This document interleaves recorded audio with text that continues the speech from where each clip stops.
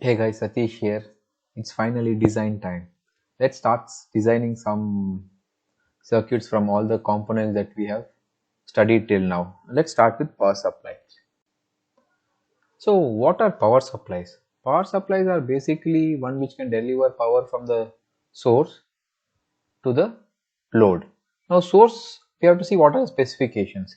So, let us take an example where my source is 220 volts, 50 hertz, or 110 volts, 60 hertz supply. So, now this is the source. So now the output which I am expecting in this case is 5 volts DC, which can deliver 1 amps of current. Now this is the output. Now this power supply is the one which is going to convert this 220 volts 50 hertz supply to 5 volts 1 amps DC output. So it need not be that it should always be DC. It can be something which converts from 220 volts AC to 1000 volts AC also. So the power supply does not mean it is always has to convert from 220 to 5 volts DC. It need not be DC also. So now let's consider our case. So we are talking about embedded system. Generally, we are going to drive a digital or analog circuit that will work at 5 volts or 12 volts. In this example, I want a 5 volts DC which is able to deliver 1 amps of current. So what this 1 amps means that it is not that whatever you connect this will start driving 1 amps of current into that. It means that it can maximum give out 1 amps. Anything more than this, either there is going to be a voltage regulation problem or the output might just fail. Now what are the different ways in which we can convert our 220 volt supply AC supply into 5 volts DC supply? There are different types of power supplies that are available. Now the most commonly used one is the SMPS. This is what you see in, that is your mobile phone chargers, or almost most of the power supplies today are SMPS based. SMPS uses power electronics, that is switch mode power supply, where it is very switching at a very high frequency. So they are not going to use the traditional 50 hertz transformers that we had used. They are going to use high frequency transformers, and there are different topologies that are available. Most of the, for low power applications, you are going to use a flyback converter. Let's not get into that. Why? Because generally what happens in your application when you are starting off, you don't get into designing an SMPS, because SMPS more complicated than the simple embedded systems circuits that you are going to build. So you can just buy off an SMPS. SMPS are slightly expensive, but they are small in size. In this tutorial, we are going to build a traditional transformer and regulator based power supply. So why this is? One, it is lower cost and it is simpler for you to understand. So you can use this. So now let's see how we can convert this 220 volts AC signal to 5 volts DC. Let me clear this off first. So now this voltage is high and it is AC. Now we have to convert it to a lower voltage DC supply. So now if you think about it, all the components that we have learnt, initially we had learnt that you can step down the voltage using resistors. Yes, of course you can step down the voltage using resistors, but what happens is, as we had studied in the resistor chapter, so when you are stepping down using resistor, let's assume that you have 220 volts DC here,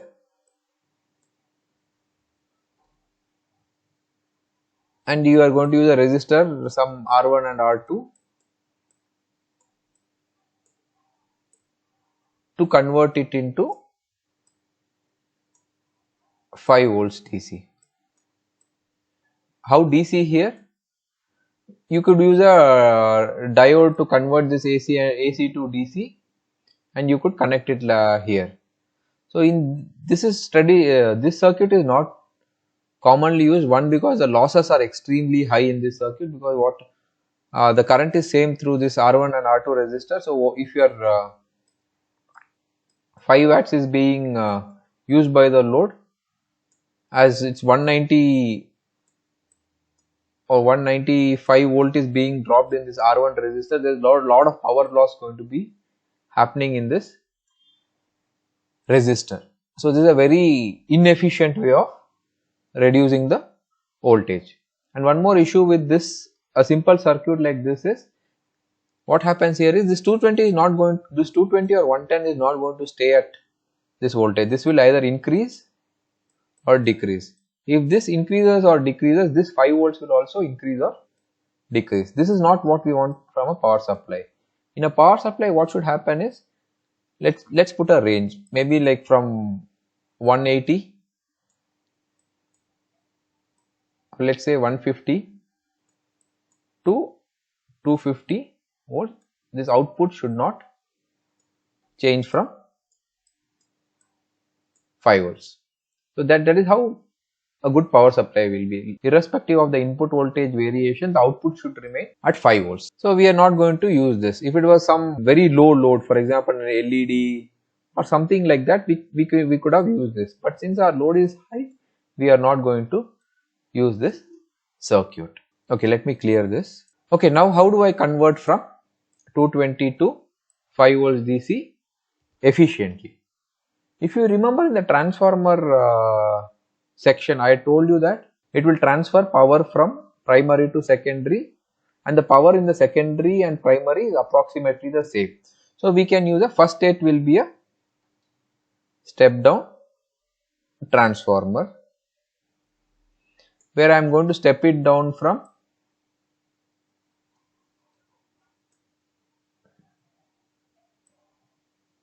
220 volts to, I want 5 volts. I'll have a slightly higher voltage. Let's say 9 volts. I'll tell you why as we go ahead with the design. I'll use a 220 volts to 9 volts transformer. So now I have converted this 220 volts AC to 9 volts AC. Let's keep a track on what's happening to the waveform, because it's very important for you to understand the waveform, as it will give a very clear picture of what's happening to the voltage, how it is getting converted from 220 volts AC to 5 volts DC. Now this is the primary, that is 220 volts, this is in RMS. So now this peak will be root 2 times 220. So that's around 311. Now this is a sinusoidal waveform. We had explained the sinusoidal waveform in the power supply chapter. Now what's happening in the secondary is, the waveform, the shape of the waveform remains the same. Only thing is the amplitude will reduce. The RMS here was 220, the RMS here is 9. The peak will be around 13 volts.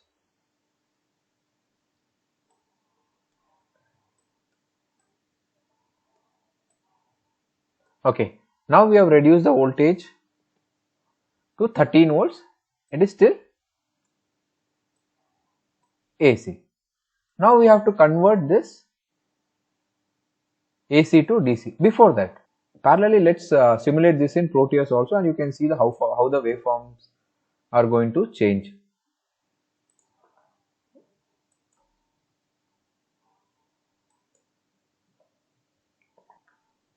This is the last time I will be showing how to open the project. From the future projects, I will open it directly and keep. Let me put up a supply place, generator sign. Let me set the amplitude. Let's set it up to 220. Frequency 50. You can use 110 and 60 also. Now let's put a transformer.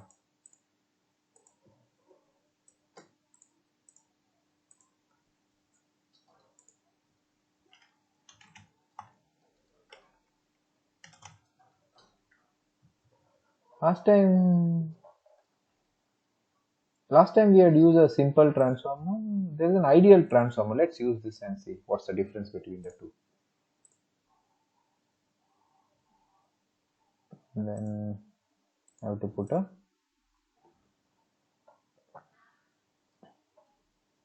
generate probe ground, to put a ground.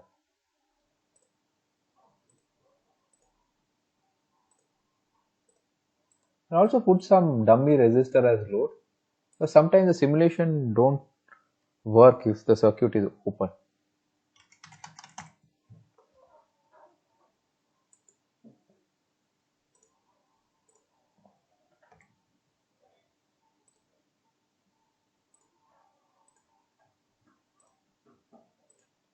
Set up the transformer. Oh, this model directly has the turn ratio. We should have used this for our transformer chapters. Anyway, let's keep it at 1 and see what happens. I'll put some voltmeters to see the RMS voltage.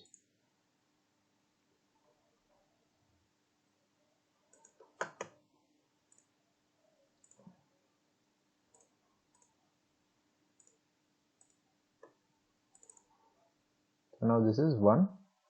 Let's start the simulation. The 220, 220. Let's change this turns ratio to 2 and see what happens.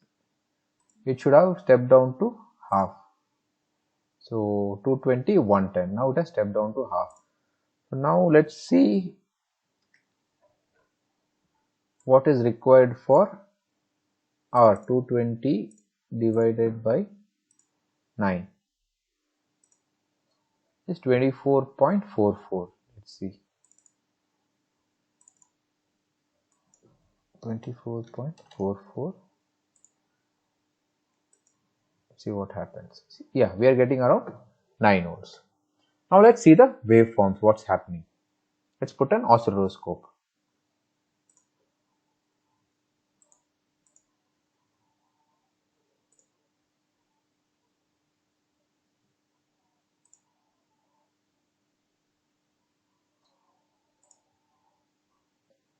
It should not work. I'll tell you why. Let's start simulation.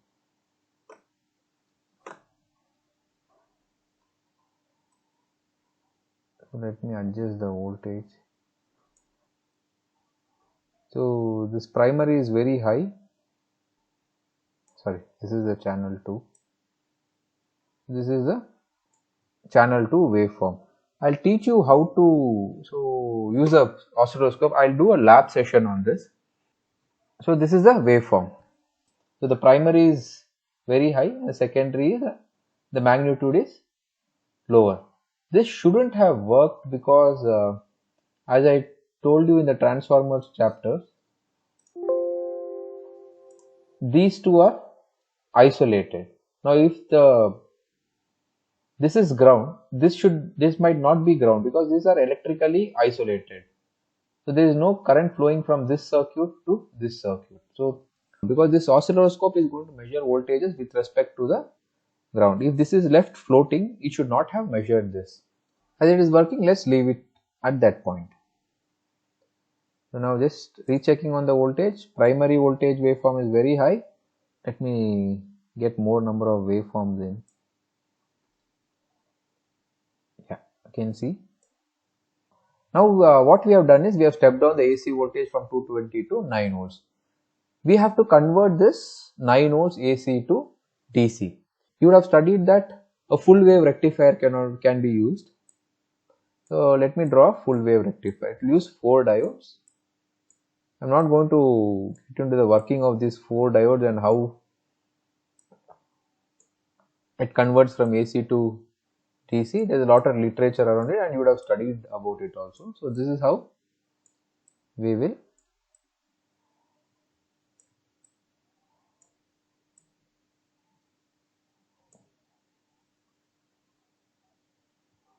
sorry about that.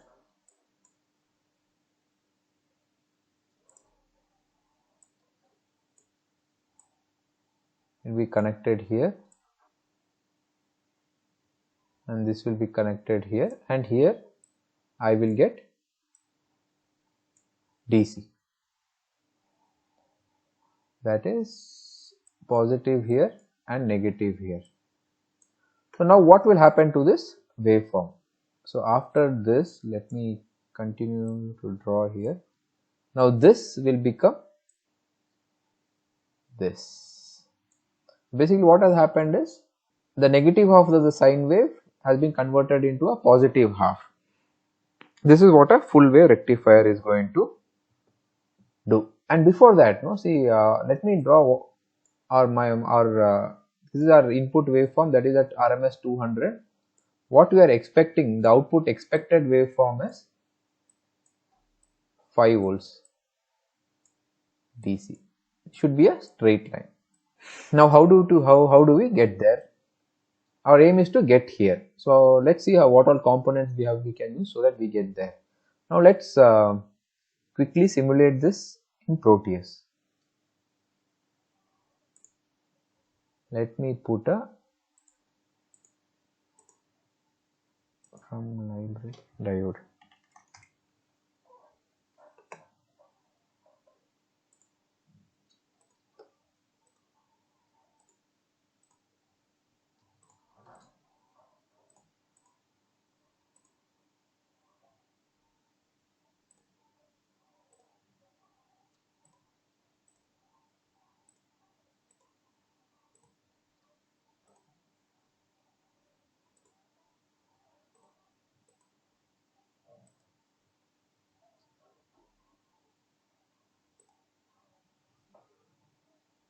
So when net is connected or the wire is connected, it will give a circular dot. So we know that it is not connected here. So again I'll put a dummy load. We could remove the first one. It doesn't matter if it's there also.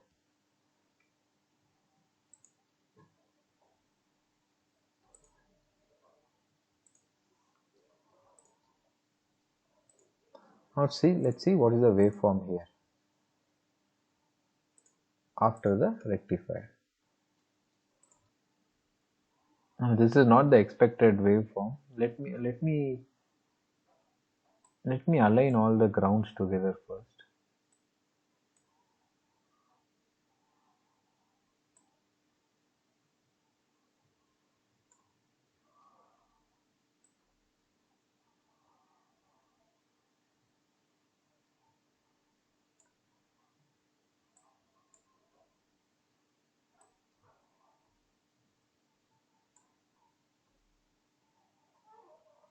Let me release all these things.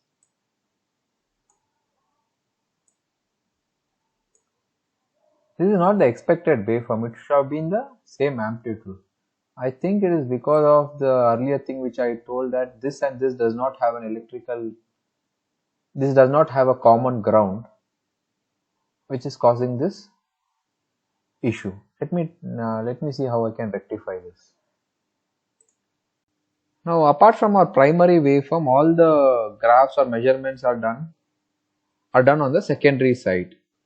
We can put an alternator which is generating 220 volts, so that we can move this ground to the secondary and see what happens. And about these waveforms, I forgot to tell you that this is color coded.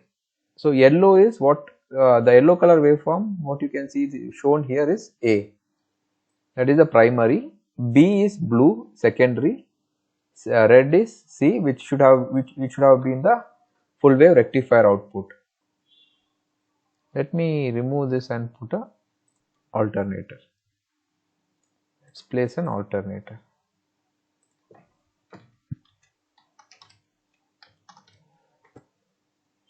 It has an alternator.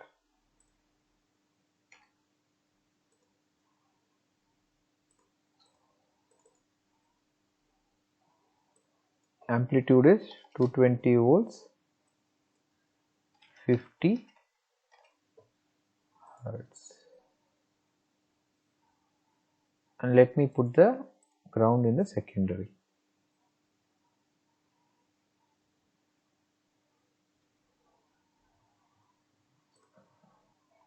It's working as a half wave rectifier.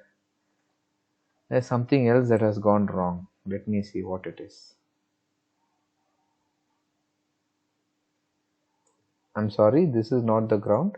This is the ground. This point is the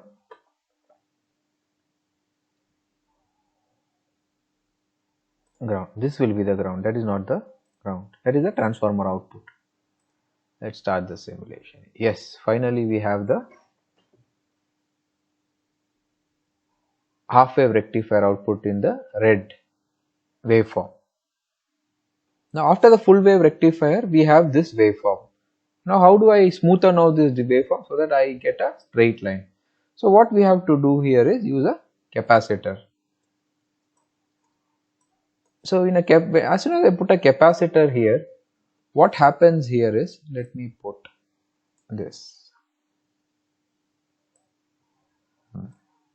So till it reaches the peak, it will follow the same waveform. So what happens is, this capacitor is getting charged from when it went from 0 to the peak voltage. Now when this voltage starts dropping, what happens is, if this is the load, this capacitor will start discharging. This capacitor will start discharging, and you will get a waveform like this. Again at this point, this will again get charged a little bit and will again slowly discharge a little bit. This continues to happen. So during this, the rising end of the waveform, the capacitor, it will also go to the load, and also the capacitor gets charged. When this voltage is falling, this capacitor, whatever the energy stored in the capacitor starts getting discharged, so it will take a different path, the waveform. So now let's simulate it in Proteus. So here in Proteus, what I will do here is, I will have a diode here, so that I can measure the waveform at the capacitor and this and differently. Or else what will happen is, if there is no diode here, this and this will show the same waveform. So I will just introduce a diode here in our simulation. This is not required in your circuit. So let's get back to Proteus. So I'll put a diode here, place a component, diode.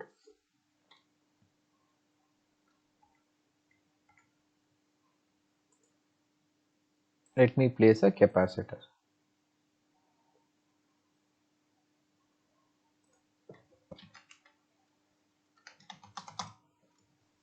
So I'll use a capacitor. You have to use an electrolytic capacitor for DC. So what is the microfarad that we have to use? So generally, as a thumb rule, what I do is, for every 1 amps of load current, 1000 microfarad. Okay, for if you are taking a 1 amps load current, if you put 1000 microfarad, you are safe. If you put a higher value, nothing will go wrong. Only thing is, the cost of the circuit keeps on increasing as you go for a higher capacitance. If you put a lower value, what happens is, the ripple will increase. What I mean is, if it is a very high value, it will go like this, again like this, and like this. If it is a lower value, it will drop because it cannot hold that much amount of charge. Then it will go charge with respect to this waveform and again drop based on the load. Let me head back to Proteus.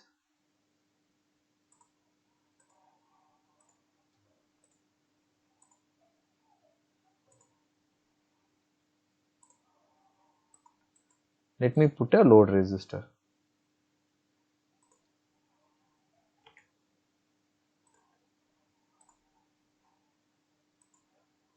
I'll put a 10 ohm resistor so the load is bit high. I'll change the capacitance value and show you what happens, the waveform. Let's start the simulation. Okay, let me remove this. Hope you guys have understood this. Let me remove this off. This one also. First, let's see this and at the capacitor. Let's start the simulation.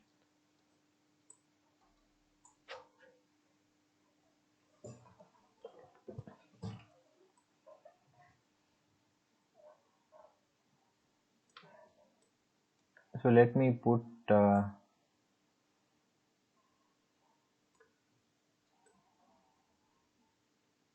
same scale. Let me zoom in here. See, this is the yellow is before the at the output of the rectifier. So this was the waveform which we had seen. Now what happened was, While charging, this blue one is at the capacitor voltage. This is after this diode. So it was charging. When this voltage started to drop, the capacitor started to discharge and it did not go to zero. It was taking this line, this path. Then once this waveform again came up and became more than the capacitor voltage, the capacitor started to charge and the voltage started to rise. And during discharge, whatever energy stored in the capacitor was getting discharged. So let me reduce the value of this 1000 microfarad and see what happens. Let's go for 100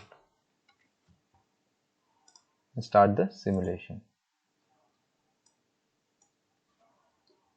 See, the capacitor voltage is also completely going off to zero, means it is not able to hold enough charge because load is pretty high. It is not able to hold enough charge, so that voltage is also dropping. So we have used a very low value of capacitor. Let me increase it to 2000 microfarad.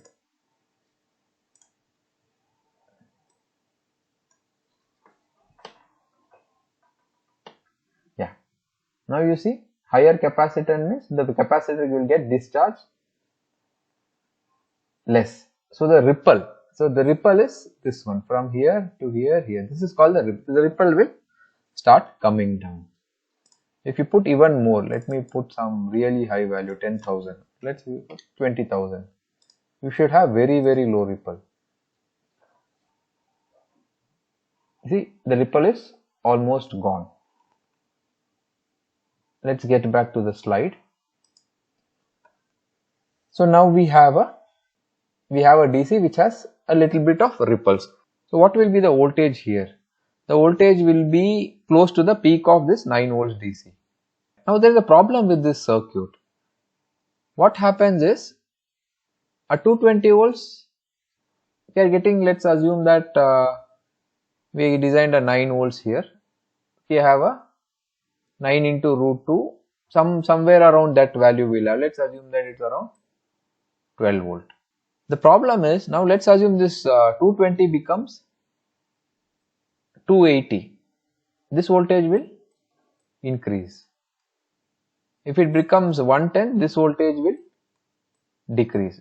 We have a DC, but it is not regulated. Not regulated means it is not staying fixed at 5 volts DC. So what we generally use is we use a regulator. There are two types of regulator. One is a linear regulator and the other one is a switched mode regulator. Let's start with a linear regulator. Some commonly used regulators are 7805 and LM317. 7805 is it's a 5 volt regulator. 7805. So this is a 5 volt. This 05 signifies that it is a 5 volts regulator. If you have 7812, it will be a 12 volt regulator. So what does a regulator do? So you need a small capacitance in the output. So which the manufacturer will specify. We'll go to the data sheet of this regulator once. So what does a regulator do? So what it does is, whatever be the input voltage, which is, it should be greater than 5 volts. If the output is 5 volts, there will be some voltage drop in this regulator. Let's assume it is around, minimum voltage drop is 2 volts. So if for any input voltage which is greater than 7 volts, the output will be 5 volts. The remaining voltage will be dropped in the regulator. This is a linear regulator. So the remaining voltage will be dropped here. Let's assume the input is 10 volts, 5 volts will be dropped here. Suppose the load current is 1 amps. If it is drawing 1 amps, 5 watt load, then this is a serial circuit. So the current here also will be 1 amp. So the voltage drop across this is 5 volts. 5 watt of energy will be wasted in this 7805 as heat. So linear regulator, this is a problem. So if the load current is high and the input to output voltage difference is high, this lot of energy is being wasted. If this is 20 volts, then 15 into 1 amp, that is 15 watts will be wasted in the linear regulator. There is a lot of power waste in the linear regulator. So we will go into SMPSs when we need more efficient and higher current circuits which has a big variation in the input and output. So let's start with a linear regulator. We'll not worry about the power loss. So let's open up the data sheet. Let's go to Mouser.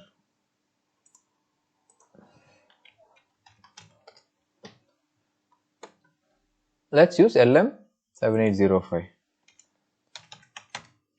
So this is a fixed regulator, means the output is fixed. In case of LM317, the output is not fixed. You can adjust the output using two resistors. So let's pick up this 7805 through hole. Let's quickly go through few of the parameters of this regulator. This can handle 1.5 amps. This is adjustable 5, 12 and 15. So this will be 7805, 7812, 7815. So let's see what is the, let's quickly go and see what is the absolute maximum rating. So absolute input voltage is 35 volts. So if the input exceeds 35 volts, this regulator will get damaged. So the input should be less than 30 volts. For this 7805, the typical output voltage is 5 volts. Yeah, this is the voltage which we are dropping, which minimum will drop in the LDO. So the minimum voltage drop is 2 volts. Means your input should be greater than 7 volts. If you give 5 volts input, your output will be 3 volts. It will not be 5 volts because it will drop. 2 volts will be dropped in the regulator. So if you want lower, you can go for LDO, that is low dropout regulator. Means in those are special cases. These are slightly expensive where this can be as low as like 0.1 or 0.2 volts. So if you use this one, your input should be greater than 7 volts. Okay, so now this has 3 terminals, that is we are using a through hole. Left one is the input, the middle one is the ground, output is a right side, that is pin number 3. Now about the capacitor that has to be used in the output. You can generally go to a typical application where they will tell what should be the capacitor. So if you see C2 has 2 stars. Although no output capacitor is needed for stability, use 0.1 microfarad disk. So you have to use a minimum of 0.1 microfarad in the output of the LDO. Now let's get back to Proteus. So let's use a, hopefully this is there, 7805. Yes, it is there.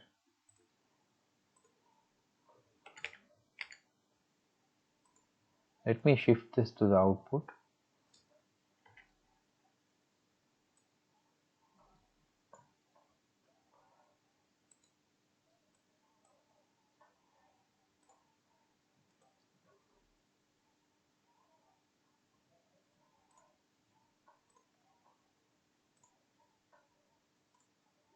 As the data sheet mentioned, we will put a capacitor around 0.1 microfarad.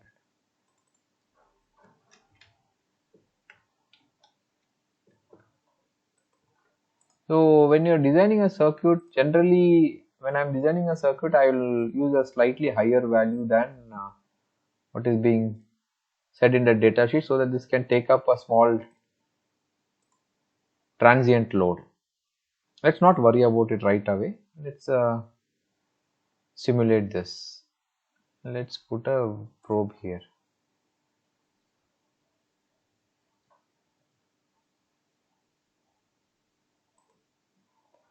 I'll also put a probe voltage.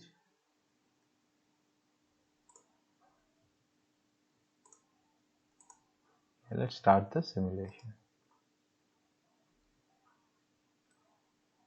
See, your input is 6.3, your output is 4.7. It's coming 4.7 because I told you this has a minimum drop of 2 volts. Our input should have been higher. See what happens. See, this voltage here is only 6.3 volts. So in our original design we were expecting 9 volts here. I think that is because this alternator is not taking this as RMS. I think this is taking the peak voltage. Let's put it around 300 volt or think 312 is what we calculated, around that. Now it should start working. So the output is close to 9 volts as per our original design. Now what has happened is the input is 10 volts, the output is 4.97. It's good that you could we ran into so many issues so that you were able to understand this in a better way. See now what happened? You see the waveforms, here we had 220 volts, here we got 9 volts AC, then this converted it into a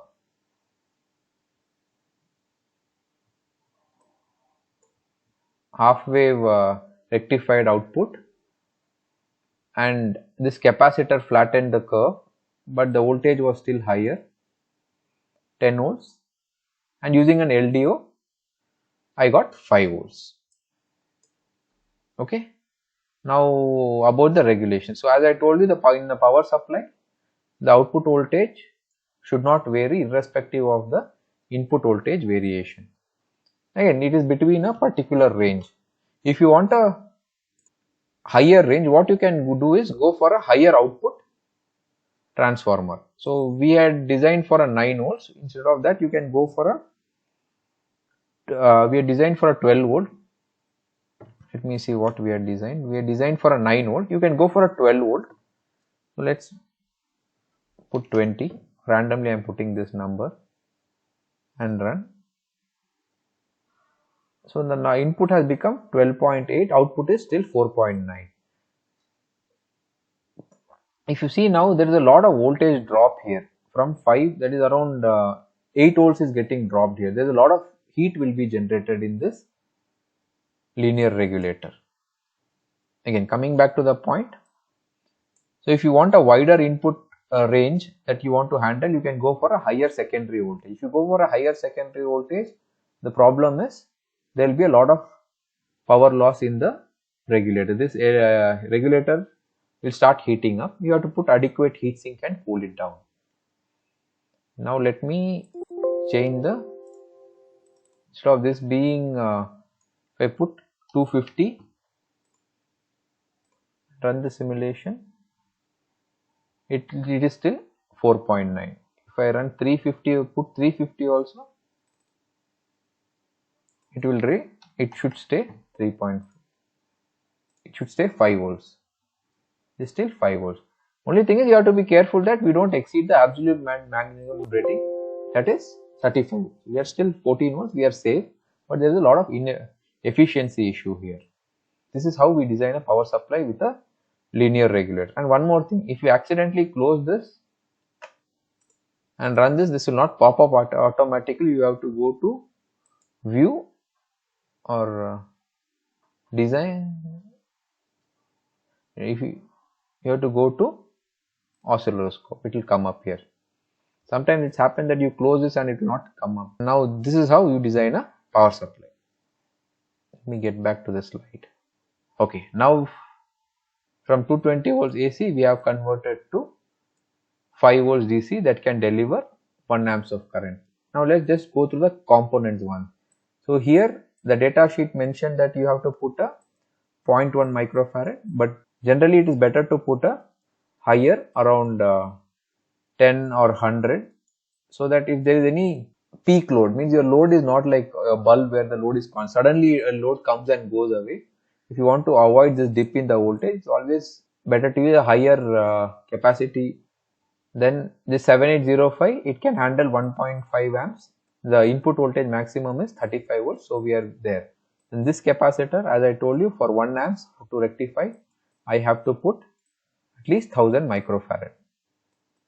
About the diodes, so you have to put a diode that can take up this 1 amps current. So you, in all of these, if you want 1 amp, you should not rate this diode at 1 amps. You have to use a higher current diode, so that you have to give some tolerance.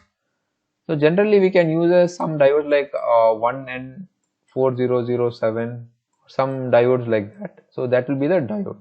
Again, transformer rating, we went for a 220 to 9 volt. Yeah, why I went for 9 volt, not 5 volts is, if you use a 5 volts, you will get an RMS that is slightly around root 2 times this, that is around 7 volts.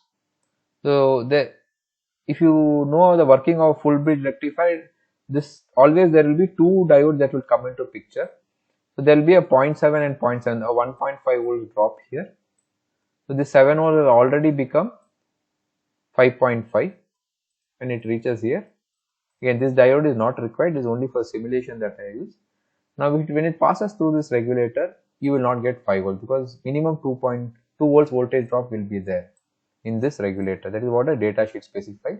So your output will become 3.5. So you cannot use a 5 volts. And if you use a 5 volts AC, what will happen? The regulation will also be bad. As soon as this voltage drop, this 5 volt will drop, everything stops running and this will go below 5 volt. So it is better to go for a 9 volt or 12 volt transformer.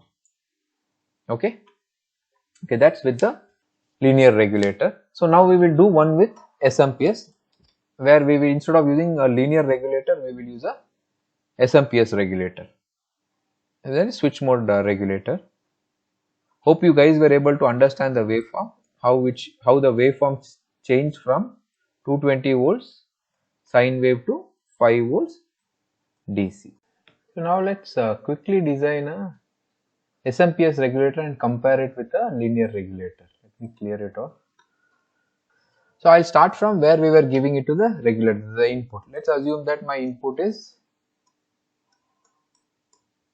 12 volts and I need the output of 5 volts for my load, 5 volts. So in the earlier case I had used 7805. I had connected it like this. 7805, and let's assume it's a 1 amps. So let's calculate. So we need it's a 5 watt load, and the voltage drop across this will be, there is a 5 volt drop and the source is 12, there is a 7 volt. So we are wasting 7 watts of power as heat in the 7805 regulator. So now as the load current becomes higher and as this becomes wider, the input to output, this is going to increase. So it will become a very inefficient circuit, and cooling the 7805 also becomes a problem. So what we can do is we can go for a switched mode supply which can convert this 12 volts coming here to 5 volts, but not waste any power. So what happens in a switch mode regulator here is, so let's assume if it is 100% efficient, if the load is 5 watt, if the load is 5 watt, the input will also be 5 watt. So the current will not be 1 amps anymore. As here the current we assumed it is to be 1 amp. The current here will not be 1 amps. It will be less than 0.5 amps. So that this input power will be this 5 watt plus some losses in the circuit. So let's quickly simulate a circuit with the linear and SMPS regulators and see how it works. I'm not pre-simulating anything before starting the class, so that I will run into some mistakes and which you might also run into, and we can see how I am solving it, so that you will also get some inputs on how to solve this. Let's see what are the regulators that are available in Proteus. Switch mode regulator. Let me try regulator. So there are very commonly used regulators like LM7805, that is very commonly used in a linear. For switched mode, LM2576 is very commonly used. Let me see if it has LM2576 is there. LM25, if we apply a bit more filters.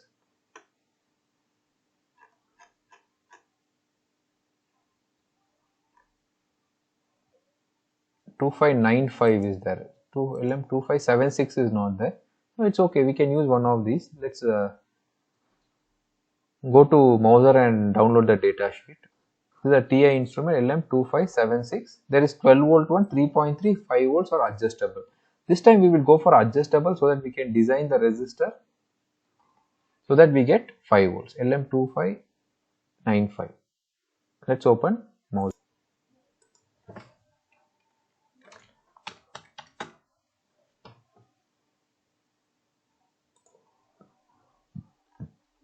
So let me just pick up the data sheet of one. These are all SMD.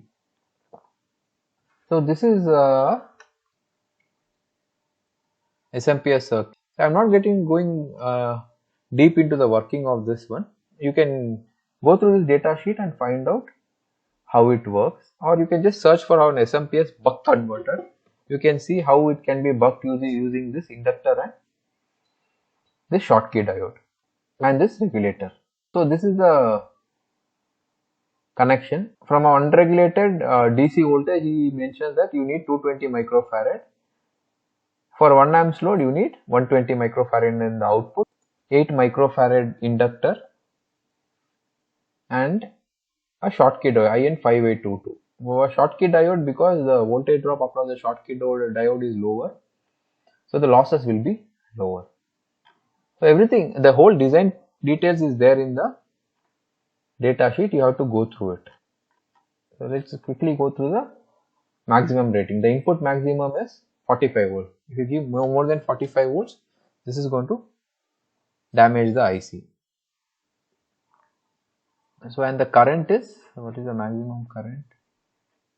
Generally given here only, they will mention what is the current. 1 amps current. And the switching frequency is 150 kilohertz.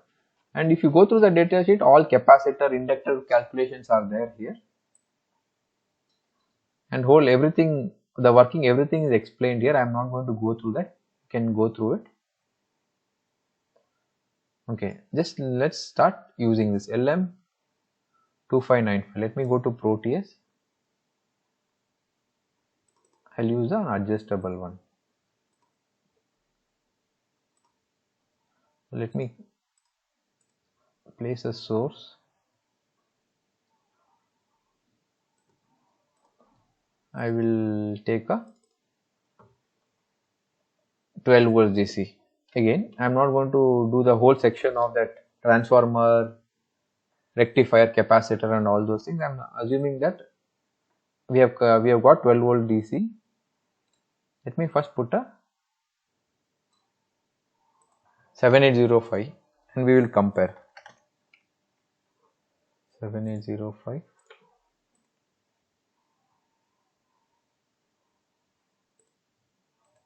Then let's put a resistor.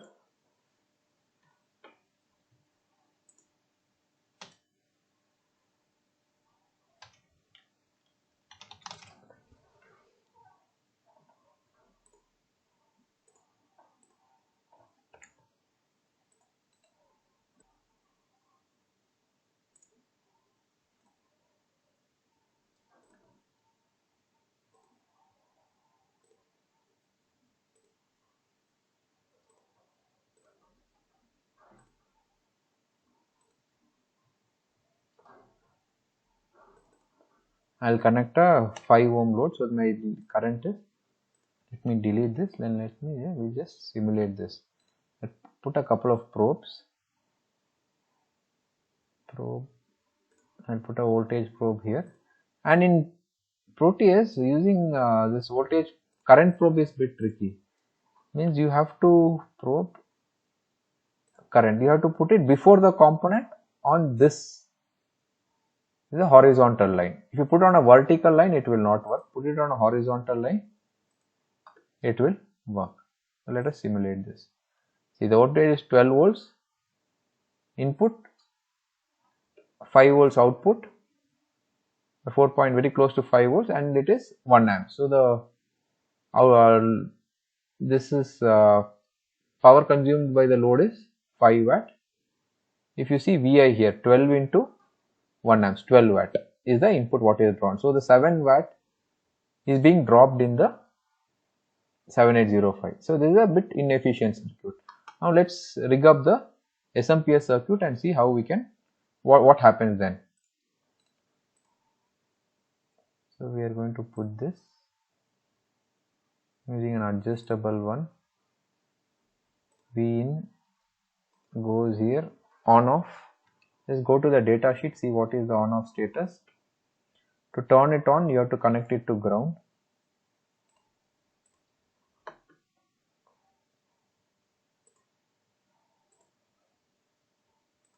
This goes to ground. on-off goes to ground. Tab is the body. The body is also ground if you go to the data sheet. What tab means is, suppose let me see, it has given, yeah, this is the tab. The metal section is the tab and that is grounded. And this is the output. So if you go to the, so output Schottky 195822.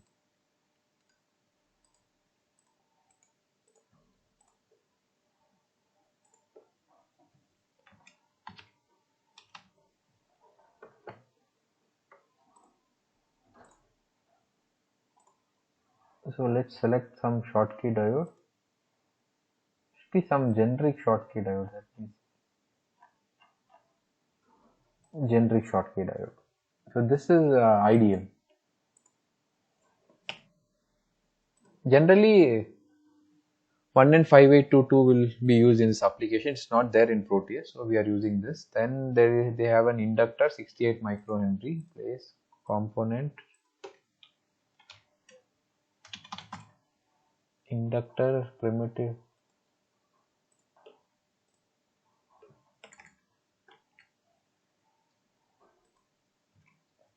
Then we have a 120 microfarad capacitor. Then we will have a load resistor. I will use a 5 ohm resistor.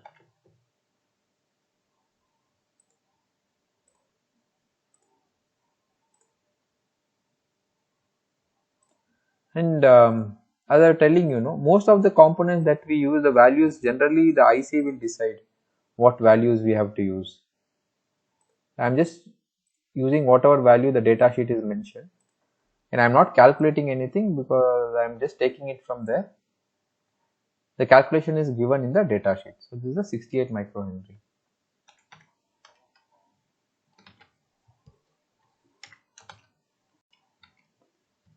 Now if you go to the data sheet, now the last remaining is the feedback voltage.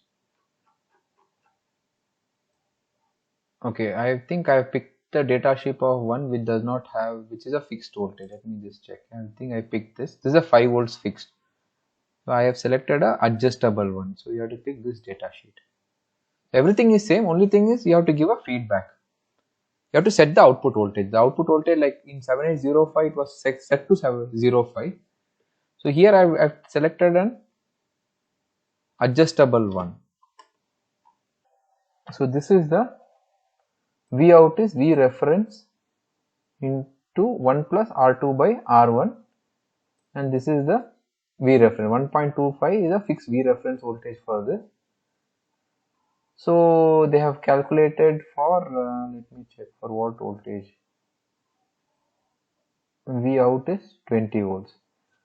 So you have to use this formula and calculate it. So what should be your R1 and R2? There is an easy way to do that. So there are some online calculators available if you don't want to go through that calculation.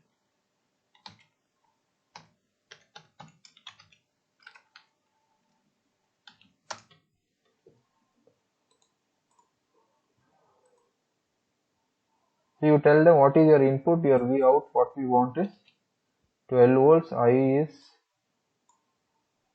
so R1 1.5 kilo ohm and R3 10 kilo ohm. So there are ready-made available calculators that are available. Always you can put the formula on an Excel file and find out if you have some resistors that you have. You can put that values and see what is required, or else one you can make it as a fixed resistor and use a pot on the other one. So let's use this R2, that is the bottom one is 13. So let me do this.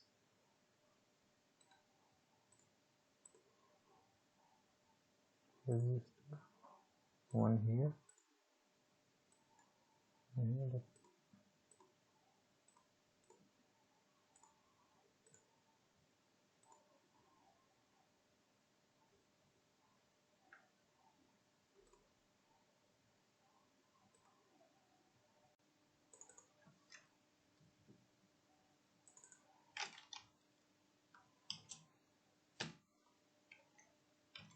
13, other is 1.5.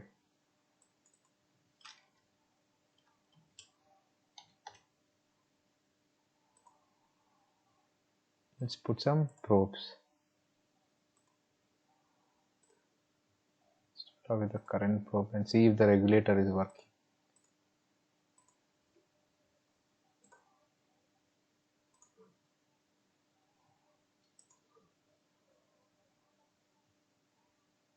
Not working.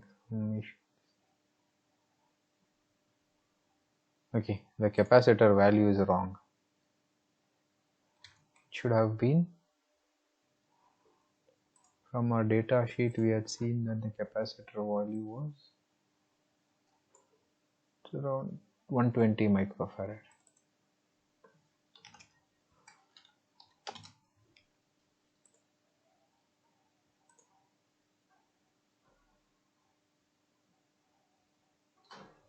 I made some mistake. Let me figure this out.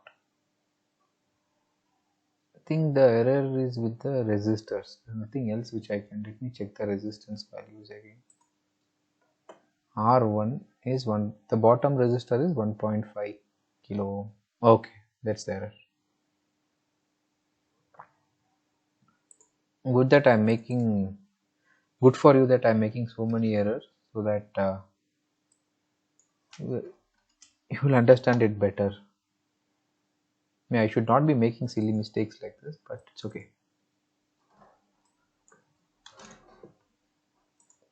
13K. Let me start the simulation.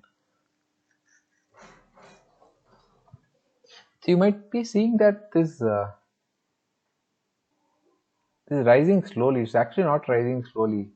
My CPU is slow, so it's taking a lot of time. That's like 2 milliseconds, 3 milliseconds. It has risen. Just that my PC is slow and the simulation is taking a bit of time. Okay, now we have 5 volts here, 5 volts here. Let me put an input capacitor also.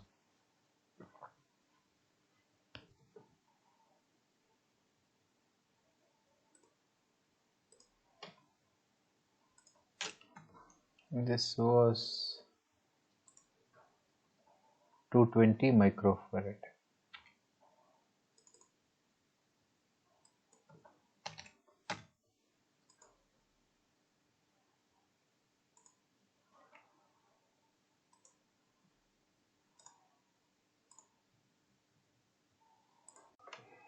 Okay, now I put a probe here. Let's start the simulation. What's happening is this is varying a lot. So basically what it means is it is not drawing a continuous current, it is drawing a pulsated current. This is, as the name says, a switch mode power. So the switch turns on, it draws current from this. So instead of this probe, I'll put a ammeter. So ammeter will show you an average current reading. DC ammeter.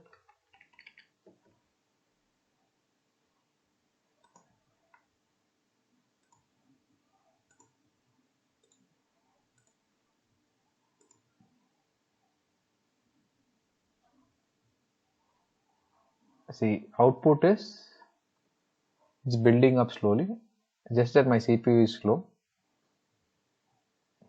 Yeah, this is what I meant. It is slightly the CPU is not running at real time due to excessive CPU load. This is why I have to wait for a couple of seconds for it to catch up.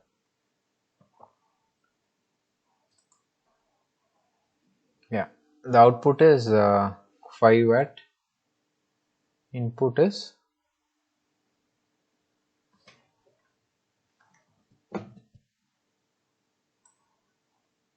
it's around 0.5 into 12, 6 watt. So I was only consuming for delivering 5 watt of load. I am consuming 6 watt from the source. 1 watt is for the losses in the device.